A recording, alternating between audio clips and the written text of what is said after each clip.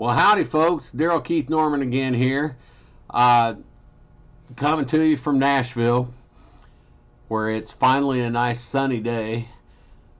It's been cold and dreary and rainy and snowy and icy, and we finally got through to a beautiful day today.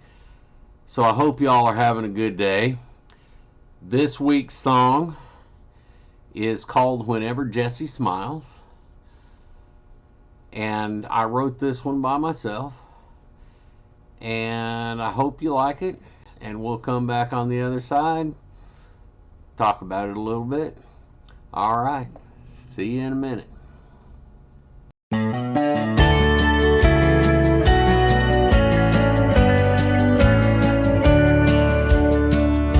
Whenever Jessie smiles, I know something's up. My heart's out of luck whenever Jessie smiles. Whenever Jessie smiles, it's hard to breathe. My heart's on my sleeve whenever Jessie smiles. There's a whole new world inside those eyes. It's impossible to say goodbye. She hasn't got a clue what she does to me. It's obvious, but she doesn't see. Whenever Jessie smiles, I fall apart. Oh, it breaks my heart whenever Jessie smiles.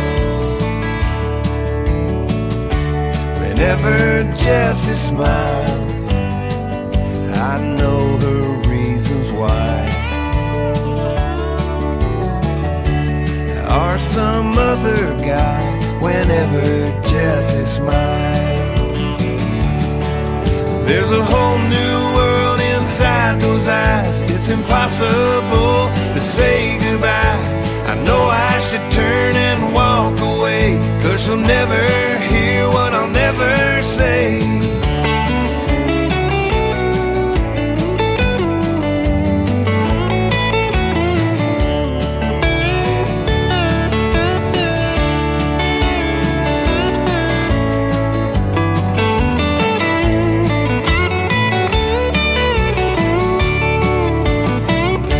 Whenever Jessie smiles, I know her reasons why. Or some other guy whenever Jessie smiles. Whenever Jessie smiles. Whenever Jessie smiles.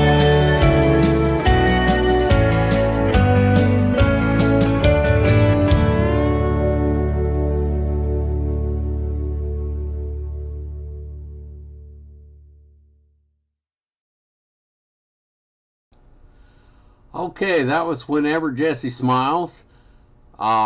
It was written by myself during my period where I was trying to write 6 songs in 6 days and then demo them in 2. This is one of the songs I came up with, and everybody asked, was there really a Jessie? Yes, there really was a Jessie, and yes, she fell in love with everybody except me. This was back in the day. And everybody fell in love with her too. I mean, she was just the sweetest girl. But anyway, this is kind of about that. And from a writing standpoint, for all you songwriters out there, this is a weird little structure to this song.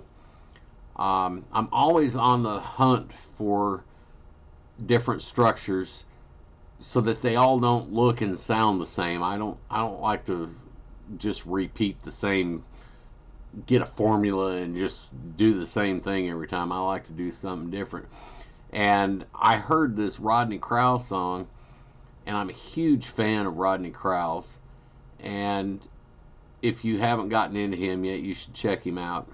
He's written a bunch of hits for other people, but as a songwriter, he's just one of the best there ever was. And he had this structure where it had the title and then 2 lines and then the title again. And they weren't choruses, they were verses. And then it went to a bridge. And I had never written anything in that structure. And I thought, well, let me try it. Now, every once in a while, I find a structure that's been done that I can't find a way to make it work. Paul McCartney's written several songs in interesting structures. Yesterday is one of them, and it's, of course, the most recorded song in history, and nobody's ever been able to mimic that. And another one was Here, There, and Everywhere. I always liked that structure, but I've never been able to write anything in that structure without sounding like Paul McCartney. Well, I didn't want this to sound like Rodney Crowell, but I wanted to use his structure because it was so cool, and it worked out really good on Whenever Jessie Smiles. And I've had a lot of people just love this song. It's one of my favorites that I've done by myself, and it's just a good little song about the guy who doesn't get the girl. And you know, there's all kinds of songs about the guy getting the girl or the girl getting the guy and happily ever after. And yeah, I understand that that's really commercial, and they've spent $5 million on an artist to try and make them look good, and they don't want to have a whole lot of depressing songs anymore. But some of my favorite songs are depressing songs. Maybe because I've been depressed a lot. You know, music is the one thing that keeps me from being depressed, and sometimes if you can hear somebody else singing your story, it really means a lot to you. And this song is a real true to life song. It's not all factual, of course. We've talked about that before. But the idea is definitely true to life, and I know everybody's gone through it, so it's like, why hide it? It is such a different structure that I think people aren't quite sure what to do with it. They can't sit there and say, well, Sam Hunt wrote something in that structure 2 weeks ago and it went to #1, so therefore it must go to #1. And that's how a lot of people sit and look at these things. It's like, has it been done and been successful before? And as a writer, when you're creative and all that, you know, it's like, I just hate doing the same thing all the time. I'd probably be better off if I did just find one thing and stick to it, but that's just boring for me, and I have no desire to be boring or bored. And you know, as you're going through these songs, you know, this is my 8th episode that I've posted, and you're gonna like some better than others, and I like some of them better than others, but you never know who's gonna like what.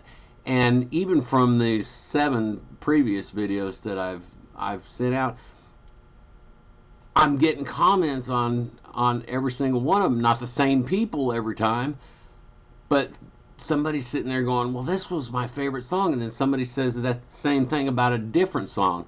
And so hopefully I'm covering the ground to get to a point where somebody out there will like each one of my songs. I will not demo a song unless I like it, and it just seems to be missing the point if you think that everybody's gonna love every song. I mean, Michael Jackson had Thriller, and it sold 28 million copies, but there's 330 million people in the United States. Look how many people he didn't sell an album to.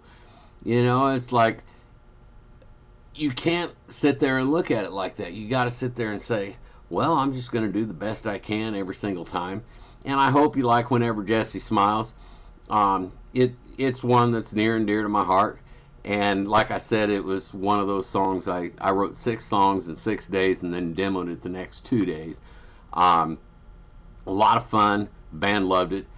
And we always have fun when we're doing that. So I hope you enjoyed it. Once again, if there's anybody that needs anything, needs a song for a project or needs a project or wants to co-write or whatever, just contact me at abnormalmusic@gmail.com and we'll talk to you next week. Bye-bye.